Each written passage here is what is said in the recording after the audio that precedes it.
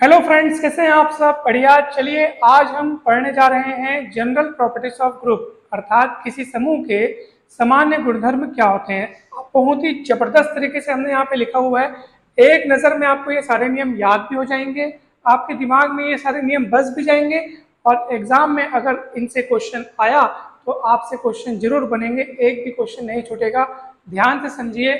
सबसे पहली प्रॉपर्टी है यूनिकनेस ऑफ आइडेंटिटी एलिमेंट, अर्थात तत्समक अवयव की अद्वितीयता। इसका अर्थ क्या है कि अगर कोई मान लो समूह आपके पास है, ठीक है, कोई ग्रुप है जी, तो ऑब्वियस सी बात है अगर जी एक ग्रुप है तो उसमें तत्समक अवयव अर्थात आइडेंटिटी एलिमेंट का अस्तित्व तो होगा ही होगा। तो ये जो पहला गुण है वो ये कहता है कि अगर किसी ग्रुप में मान लो ई नाम का कोई एलिमेंट है, वो आइडेंटिटी एलिमेंट है, ठीक है, तो ये अवश्य ही इकलौता होगा अर्थात यूनिक होगा। अर्थात ऐसा कभी भी नहीं हो सकता कि किसी ग्रुप में एक से अधिक आइडेंटिटी एलिमेंट हो, ठीक है, एक से अधिक आइडेंटिटी एलिमेंट नहीं होंगे, मात्र एक और सिर्फ एक ही आइडेंटिटी एलिमेंट होगा। अब वो आइडेंटिटी एलिमेंट कौन होगा ये ग्रुप पर निर्भर करता है, अलग अलग ग्रुप अलग अलग सेट के हिसाब से सब में आइडेंटिटी एलिमेंट अलग अलग होते हैं, लेकिन इनकी संख्या एक ही होगी। यूनिकनेस, यूनिक आइडेंटिटी एलिमेंट होगा। वैसे ही यूनिकनेस ऑफ इनवर्स एलिमेंट, किसी भी ग्रुप में हर अवयव का कोई भी एलिमेंट अगर आप लेते हैं तो उसका इनवर्स कभी भी, बहुत सारे लोग नहीं होंगे, किसी भी एलिमेंट का इनवर्स इकलौता होगा, एकमात्र इनवर्स होगा। हाँ, हो सकता है कि अगर आप एलिमेंट बदल दें, कोई दूसरा एलिमेंट ले लें तो उसका इनवर्स कोई दूसरा होगा, ये हो सकता है, लेकिन एक ही एलिमेंट के आप बोलेंगे सर ये भी इनवर्स है, वो भी इनवर्स है, वो भी इनवर्स है, तो ऐसा नहीं होगा। हर एलिमेंट का इनवर्स इकलौता होगा। यूनिकनेस, ठीक है, यूनिकनेस ऑफ इनवर्स एलिमेंट, तो इसको भी आपको ध्यान रखना है। इन्वॉल्यूशन लॉ अर्थात अंतर्वलन का नियम, ये क्या कहता है कि किसी भी एलिमेंट के इनवर्स का इनवर्स वापस वही एलिमेंट होगा, और ये बात सच होगी जी के किसी भी एलिमेंट के लिए। तो हमने यहाँ पे लिखा for all a belongs to G, ठीक है। चौथा है रिवर्सल लॉ अर्थात व्युत्क्रम नियम या व्युत्क्रमण का नियम, ठीक है। तो ये क्या कहता है कि अगर दो एलिमेंट का मान लो आपने मल्टीप्लीकेशन लिया, आप बोलोगे सर आपने मल्टीप्लीकेशन क्यों ले लिया, तो मैं यहाँ पे पूरी बातों के दौरान हम ये मान के चल रहे हैं कि जी में जो बाइनरी ऑपरेशन है वो क्या है, मल्टीप्लीकेशन का है, ठीक है, आपको ये समझना है। तो जैसे ए बी दो एलिमेंट्स का मल्टीप्लीकेशन और पूरे का इन्वर्स है, पूरे में इन्वर्स लगा है, अगर आप चाहते हैं कि सर ये पूरे में जो इन्वर्स लगा है वो अलग अलग अगर हम बांटना चाहते हैं तो बेशक बांट सकते हैं, बट बस आपको इतना करना होगा कि इनके क्रम को बदलना होगा। अर्थात ए बी पूरे का इन्वर्स हो जाएगा बी इन्वर्स ए इन्वर्स, पलट करके इन्वर्स लग गया अलग अलग, ठीक है, इसको बोलते हैं रिवर्सल लॉ।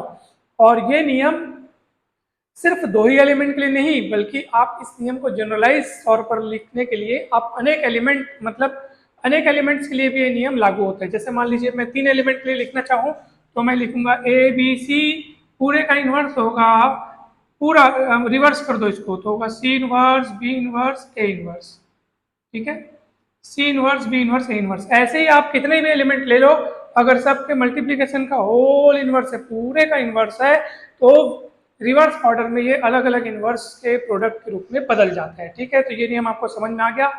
देखिए मैं आपको फिर से एक बात बता रहा हूँ, इन सबों नियम के ये जो सारे नियम है, जो सारे प्रॉपर्टीज है, इन सब के प्रूफ अगर आप देखना चाहें, पढ़ना चाहें, तो ये आपको बीएससी फर्स्ट ईयर की अलजेब्रा की किताब में मिल जाएगा। लेकिन अभी हमारे पास एग्जाम बहुत करीब है, तो मेरा ये विचार है कि हमको नियमों पर ध्यान देना चाहिए, गुणधर्मों पर ध्यान देना चाहिए, क्योंकि हमको केवल हमारा उद्देश्य है परीक्षा को अभी क्वालिफाई करना, तो इसलिए हम प्रूफ पर अभी नहीं जा रहे हैं, हम केवल उनके प्रॉपर्टीज को देख रहे हैं, ठीक है। तो चलिए, चौथा है कैंसिलेशन लॉज अर्थात निरसन नियम। निरसन मतलब जहाँ पे एलिमेंट्स निरस्त होते हैं, दोनों पक्षों से कैंसिल होते हैं, ठीक है, तो कैंसिलेशन लॉ। अगर मान लीजिए ए बी सी 3 एलिमेंट है जी के, तो देखो पहला निरसन नियम ए बी इक्वल ए सी। अब आपको साफ साफ पता चल रहा है सर ए कैंसिल हो सकता है, तो बिल्कुल कैंसिल कर दीजिए, तो बचेगा आपके पास बी इक्वल सी। इसको बोलते हैं लेफ्ट कैंसिलेशन लॉ अर्थात वाम निरसन नियम। क्यों? क्योंकि जो चीज कैंसिल हुई है, जो एलिमेंट कैंसिल हुआ है वो लेफ्ट साइड से कैंसिल हुआ है। देखो ए दोनों पक्षों में लेफ्ट साइड में लिखा हुआ है और वहां से वो कैंसिल हुआ है, तो इसको अपन बोलेंगे लेफ्ट कैंसिलेशन लॉ अर्थात वाम निरसन नियम। यदि यही ए राइट साइड से कैंसिल होता, राइट साइड लिखा होता दोनों पक्षों में और वहां से अगर वो कैंसिल होता तो उसको बोलते हैं राइट कैंसिलेशन लॉ। ठीक है, आप देख सकते हैं बी ए इक्वल सी ए लिखा है, ए कैंसिल हो गया, बी इक्वल सी आ गया। समझ में आ गया कि नहीं आ गया? बिल्कुल समझ में आ गया, बहुत सरल चीज है ये। अब छठवां नंबर का गुण देखो, बहुत ही इंपॉर्टेंट है। देखो, यदि ए और बी जी के कोई दो एलिमेंट्स हो तो equations a x equal B और Y a equal b G में यूनिक सॉल्यूशंस रखते हैं। देखिए, लैंग्वेज को मैंने हिंदी और इंग्लिश मिक्स लिखा है तो आप लोग घबराइएगा नहीं। ठीक है, मैंने इस तरह से लिखने का प्रयास किया है कि आप चाहे हिंदी मीडियम वाले हो चाहे इंग्लिश मीडियम वाले हो, आपको गारंटी के साथ समझ में आ जाएगा ये। ठीक है, तो देखो ध्यान से देखिएगा क्या लिखा है। यदि ए बी जी के कोई दो एलिमेंट्स हो तो equations a x equal B और वाई इक्वल बी जी में यूनिक सॉल्यूशंस रखते हैं। यूनिक सॉल्यूशन मतलब एकमात्र सॉल्यूशन, और वो क्या होगा बताओ भला। यहाँ पे आप सॉल्यूशन निकालोगे, सॉल्यूशन निकालने का अर्थ क्या है? अननोन क्वांटिटीज की वैल्यू पता करना, अज्ञात राशियों का मान ज्ञात करना। यहाँ पे x और y अज्ञात राशियां हैं तो यहाँ पे x का मान क्या आएगा? दोनों ओर आप a इनवर्स का अगर आप इंटू करते हैं, ठीक है, देखो a इनवर्स का अगर इंटू करते हैं, a इनवर्स का कैसे इंटू करेंगे आप? देखो इधर से मेरे को मान लो a को कैंसिल करना है तो मैं क्या करूंगा? a इनवर्स का लेफ्ट मल्टीप्लीकेशन करूंगा। तो लेफ्ट मल्टीप्लीकेशन करने से क्या होगा? a इनवर्स a कट जाएगा, कट जाएगा। बोलने का मतलब ये है कि a इनवर्स और a मिल करके क्या बन जाएगा? a इनवर्स इंटू a मिल करके e बनेगा। ठीक है, तो आपके पास x की वैल्यू क्या मिलेगी? a inverse b। दोनों ओर a इनवर्स का मल्टीप्लाई करके देख लेना, और यहाँ पे भी आपको a इनवर्स का मल्टीप्लाई करना है। लेकिन कैसा मल्टीप्लाई करना है? क्योंकि यहाँ पे a राइट साइड लिखा हुआ है तो दोनों ओर a इनवर्स का मल्टीप्लीकेशन आप राइट साइड कीजिएगा। ठीक है, तो ये इक्वेशंस यूनिक सॉल्यूशन रखते हैं। इस कथन को आप हमेशा हमेशा याद रखे रहियो। ठीक है, इतनी बातों को आप 2 मिनट में अच्छे से रिवाइज करो, फिर मैं आपको ये वाली बातें बताता हूं।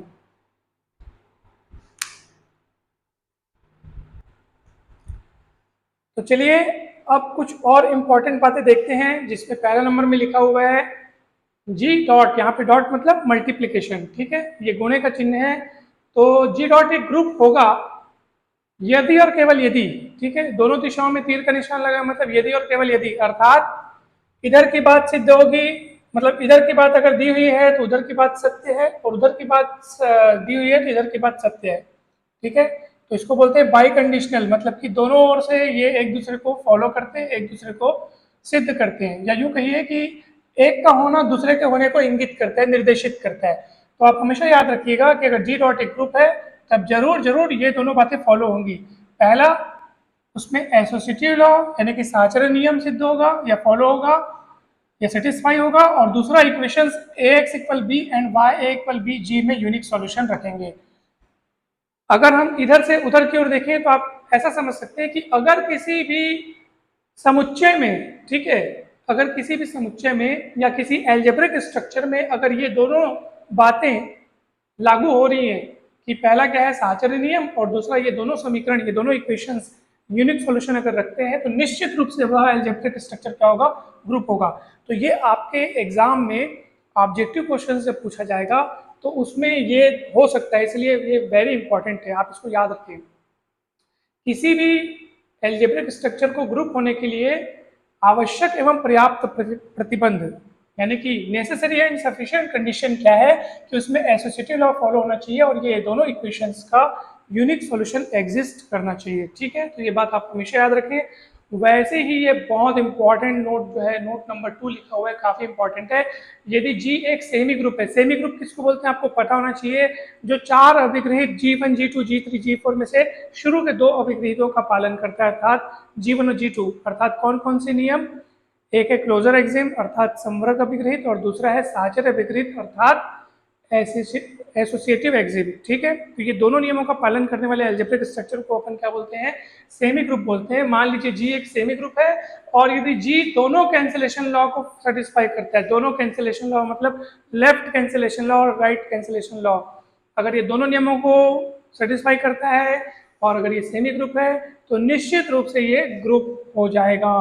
ठीक है, तो अब आप कहेंगे सर आप तो कल बता रहे थे कि ग्रुप होने के लिए 4 नियमों का पालन करना जरूरी होता है, तो 4 नियमों का पालन करेगा तो वो ग्रुप हो जाएगा निश्चित तौर पे। वो डेफिनेशन था ग्रुप का कि अगर उसमें 4 नियमों का पालन होता है तो वो ग्रुप हो जाएगा। लेकिन और किन किन तरीकों से हम किसी अलजेब्रिक स्ट्रक्चर को ग्रुप के रूप में साबित कर सकते हैं, सिद्ध कर सकते हैं, इस बात पर ये नोट्स बने हुए हैं। तो आप याद रखना, अगर आपको किसी अलजेब्रिक स्ट्रक्चर को ग्रुप दिखाना है तो उसमें ये दोनों बातें होनी चाहिए। एक तो वो सेमी ग्रुप अगर मान लो है और दूसरा दोनों कैंसिलेशन लॉ लागू हो रहे हैं तो निश्चित रूप से वो एक ग्रुप बन जाएगा। ठीक है, ओके। चलिए, आप बोलेंगे सर ये आप समझा रहे हो, समझ तो आ रहे हैं, लेकिन कैसे हो रहा है, ये क्यों हो रहा है? तो आप देखिए, मैं आपको बता रहा हूं कि ये नियम आपको याद होंगे, रटे बिना। आपको रटना नहीं है, आपको समझना है, दिमाग लगाना है कि ये कैसे ये बना हुआ है। बिना प्रूफ समझे आप इसको दिमाग लगा के समझ सकते हैं। मैं आपको बताता हूं कैसे। देखो, जी एक सेमी ग्रुप है, ठीक है। सेमी ग्रुप का मतलब क्या है कि ये दो नियमों का पालन करता है, जो शुरुआत के दो नियम है। कौन कौन से दो नियम? समवर्ग अभिग्रहित और साहचर्य अभिग्रहित, अर्थात क्लोजर एक्सिम और एसोसिएटिव एक्सिम। ठीक है, तो आप मेरे को एक बात बताइए, कौन से नियम छूट गए जो इसको ग्रुप बनने से रोक रहे हैं? ठीक है, आप बताइए कौन से नियम बच गए? तो आप बोलेंगे सर तत्समक नियम बच गया, अर्थात आइडेंटिटी लॉ और इनवर्स लॉ, ये दोनों नियम बच गए। तो मैं आपको बताऊं, वो जो दोनों नियम है ना, वो इन बातों से मिल जाएंगे आपको। कैंसिलेशन लॉ, आप खुद बताइए, ए बी इक्वल ए सी में से अगर मेरे को कैंसिलेशन लॉ सेटिस्फाई करवाना है तो सर कैंसिलेशन लॉ सेटिस्फाई करवाने के लिए ए को दोनों पक्षों से क्या करना पड़ेगा? कैंसिल करना पड़ेगा। तो ये कोई सामान्य गणित थोड़ी कि आप ए ऐसे करके काट दिए और बी इक्वल सी लिख दिए। ये सामान्य सिंपल वाला मैथ्स नहीं है भैया, इसमें आपको जो भी काम करना पड़ेगा बाकायदा नियम के तहत करना पड़ेगा। तो मैं आपको बतलाऊं कि अगर आपको ए कैंसिल करना हो तो कैसे करेंगे आप? देखो, ए बी इक्वल ए सी है ना, सबसे पहले ए को दोनों ओर से कैंसिल करने के लिए जो ए का इनवर्स होता है उसको आपको दोनों पक्षों में मल्टीप्लाई करना पड़ेगा। अब ए यहाँ पे लिखा है लेफ्ट साइड में, तो मेरे को ए को लेफ्ट साइड से मल्टीप्लाई करना पड़ेगा, यानी कि लेफ्ट मल्टीप्लीकेशन करना पड़ेगा ऐसे करके। आपको समझ में आया? ठीक है। अब आप बोलोगे सर हाँ ए इनवर्स ए अब कट जाएगा, ऐसे नहीं कटेगा। अभी ए तो बी के साथ है ना, ए तो किसके साथ है? बी के साथ है। कटने के लिए ए को उसके साथ होना चाहिए, ए इनवर्स के साथ होना चाहिए। तो कौन सा नियम लगाओगे? साहचर्य नियम लगाओगे। साहचर्य नियम लगाने का अधिकार कैसे प्राप्त हुआ? क्योंकि जी एक सेमी ग्रुप है। सेमी ग्रुप मतलब दोनों नियम इसमें पहले से दिए हुए हैं। ठीक है, तो साहचर्य नियम का इस्तेमाल करते हुए आप यहाँ पर क्या करेंगे? इसको इसके साथ रखेंगे, ठीक है, और इसको इसके साथ रखेंगे ऐसे। अच्छा, ए इनवर्स का आप मल्टीप्लाई कर रहे हैं, इसका मतलब क्या है? What is A inverse? A inverse कौन है? ए का प्रतिलोम अवयव, ए का इनवर्स एलिमेंट है, तो उसका अस्तित्व होगा तभी तो आप मल्टीप्लाई कर सकते हैं ना। अस्तित्व ही नहीं होगा तो मल्टीप्लाई कैसे करेंगे? अब भाई हम बोल दिए दोनों पक्षों में ए इनवर्स का मल्टीप्लाई करने का, तो मल्टीप्लाई करने के लिए वो ए के इनवर्स का उस सेट में एग्जिस्टेंस होना चाहिए ना, और एग्जिस्टेंस है अगर उस एलिमेंट का, इसका मतलब चौथा नियम अपने आप सेटिस्फाई हो रहा है। जो इनवर्स लॉ है वो तो सेटिस्फाई हो रहा है ना। आप ए का इनवर्स ढूंढ करके दोनों पक्षों में मल्टीप्लाई कर रहे हैं, मतलब इनवर्स लॉ ओके हो रहा है, बिल्कुल ठीक है। अच्छा, अब ए इनवर्स ए है, अब किसी भी एलिमेंट का उसके इनवर्स के साथ, अब देखो ना, कैंसिलेशन लॉ सेटिस्फाई होने का मतलब क्या होता है कि सर ए बी इक्वल ए सी है तो हमको बी इक्वल सी मिलना चाहिए। बी इक्वल सी मिलने के लिए ए को गायब होना पड़ेगा। ए इनवर्स ए गायब कब होगा? गायब कब होगा? जब ये ई बनेगा, क्योंकि ई इंटू बी करोगे तो बी मिलेगा, क्योंकि तत्समक अवयव को किसी के साथ भी इंटू करने पर वापस वही अवयव मिलता है। आइडेंटिटी एलिमेंट को आप किसी के साथ भी मल्टीप्लाई करें तो वापस आपको वही एलिमेंट मिलेगा। तो वापस वही एलिमेंट मिलने के लिए ए का नामो निशान हटने के लिए जरूरी क्या है कि ए इनवर्स इंटू ए गुणा होकर के क्या बन जावे? ई बन जावे, तभी तो ई इंटू बी होगा ना। और ये कुल मिलाकर ये तब हो पाएगा जब उसमें तत्समक अवयव अर्थात आइडेंटिटी एलिमेंट का एग्जिस्टेंस होगा, तभी तो ये काम हो पाएगा ना। इसका मतलब तीसरे और चौथे नियम का जो प्रूफ है वो ऑटोमेटिक कैंसिलेशन लॉ को प्रूफ करते समय ऑटोमेटिक हमको मिल गया। इसलिए ये बात यहाँ पे लिखी हुई है कि अगर जी एक सेमी ग्रुप है और जी दोनों कैंसिलेशन लॉ को यदि सेटिस्फाई करता है तो निश्चित तौर पर वो क्या होगा? एक ग्रुप होगा। तो ये आपको समझ में आ गया? ये आ सकते हैं ये सब, ये आपके ऑब्जेक्टिव में इनमें से कौन सा कथन सत्य है या कौन से कथन असत्य है, इस टाइप के क्वेश्चंस में ये सारे नियमों को वहाँ पे स्टेटमेंट बना करके दे सकता है। इतना आप हमेशा ध्यान रखिए, इसलिए इन सबको याद रखिए। अब ये दोनों बातें इंपॉर्टेंट है, इनको आप याद रखें। इसके बाद कुछ एक उदाहरण हम यहाँ पे लिख रहे हैं जो कि अबेलियन ग्रुप के एग्जांपल्स हैं, आप इनको बहुत अच्छे से याद रखो। Set of matrices A alpha, जो कि इस तरीके से डिफाइन किया गया है। देखो आप मैट्रिक्स यहाँ पे दिए cos alpha minus sine alpha cos alpha, जहाँ अल्फा जो है वो कोई रियल नंबर है, ठीक है। ये एक ग्रुप का निर्माण करेगा, अबेलियन ग्रुप का निर्माण करेगा। और ये क्या है, इकाई के चतुर्थ मूलों का समुच्चय, यानी कि set of fourth root of unity, ठीक है, फोर्थ रूट ऑफ यूनिटी। तो ये भी एक ग्रुप का निर्माण करेगा। ये देखो ब्रैकेट, देखो सबसे पहले हमने सेट बनाया जिसमें इकाई के 4 मूल लिखे, उनको सेट बना करके फिर ब्रैकेट डाल करके डॉट लिख करके एल्जेब्रिक स्ट्रक्चर के रूप में बनाया। ये भी एक अबेलियन ग्रुप है, इसको आप हमेशा ध्यान रखिएगा। इकाई के जो घन मूल है 1 ओमेगा और ओमेगा स्क्वायर, यानी कि क्यूब रूट्स ऑफ यूनिटी, ये भी मल्टीप्लिकेशन के रिस्पेक्ट में ग्रुप का निर्माण करता है, ग्रुप बनाता है। ये भी set of nth roots of unity, इकाई के n मूलों का समुच्चय, ये भी गुणा यानी कि गुणन संक्रिया यानी कि मल्टीप्लिकेशन के रिस्पेक्ट में एक अबेलियन ग्रुप का निर्माण करता है। ये सब अबेलियन ग्रुप पे ध्यान दीजिए, ये भी अबेलियन ग्रुप, ये भी अबेलियन ग्रुप, ये सारे के सारे अबेलियन ग्रुप हैं। Z plus Q plus R plus C plus Q star dot R star dot C star dot, ये Q स्टार क्या है, अशून्य परिमेय संख्याओं का समुच्चय, यानी set of non zero rational numbers, set of non zero real numbers, set of non zero complex numbers, ठीक है। तो ये सब भी, ये तीनों जो है वो मल्टीप्लिकेशन के रिस्पेक्ट में अबेलियन ग्रुप बनाते हैं। ये सब के सब, ये चारों के चारों जो दिख रहे हैं Z Q R C, ये प्लस के रिस्पेक्ट में अबेलियन ग्रुप बनाते हैं। ये Zn क्या है, set of residue classes modulo n, जो कि एडिशन मॉड्यूलो n के रिस्पेक्ट में एक अबेलियन ग्रुप बनाता है। इस ग्रुप के बारे में बहुत विस्तार से एक डिटेल में एक वीडियो बना हुआ है, पूरा कंप्लीट वीडियो, जिसमें आपको ये सेट बनता कैसे है, एलिमेंट्स इसके किस तरह लिखे होते हैं, सबको बहुत अच्छे से समझाया गया है। ये वीडियो आप जरूर देखिएगा। हम डिस्क्रिप्शन बॉक्स में इसका लिंक प्रोवाइड करेंगे। अगर लिंक आपको ना मिले तो आप जरूर हमें मैसेज कीजिएगा, हम आपको बता देंगे। उसके बाद एक क्लिन्स 4 ग्रुप, ये स्पेशल ग्रुप है, एक A4 से इसको शो करते हैं। इसमें 4 एलिमेंट होते हैं, E A B C। E क्या है, आइडेंटिटी एलिमेंट।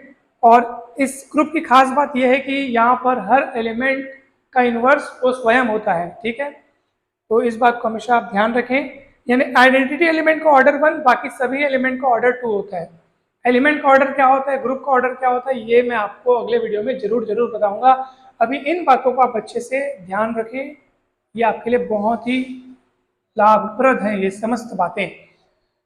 अगर वीडियो अच्छा लगा हो तो जरूर लाइक करें, चैनल को सब्सक्राइब करें, वीडियो को शेयर करें और कमेंट करके जरूर बताइए वीडियो आपको कैसा लग रहा है। आप सभी का बहुत बहुत धन्यवाद। जल्द ही मिलते हैं नेक्स्ट वीडियो में। अगर आप हमारे व्हाट्सएप ग्रुप से जुड़ना चाहते हैं तो आप हमें इस नंबर पर मैसेज कर सकते हैं। हम आपको हमारे व्हाट्सएप ग्रुप में जोड़ देंगे, व्हाट्सएप चैनल में जोड़ देंगे। उसमें जो नोटिफिकेशंस आते रहेंगे आपको काफ़ी लाभ मिलेगा। तो ये हमारा नंबर है, आप ज़रूर इस पर मैसेज करके जुड़ सकते हैं। तो चलिए आज के इस वीडियो में इतना ही। आप सभी खुश रहें, मस्त रहें, स्वस्थ रहें, प्रसन्न रहें और बहुत अच्छे से तैयारी करें और खूब सफल हो। Thank you so much.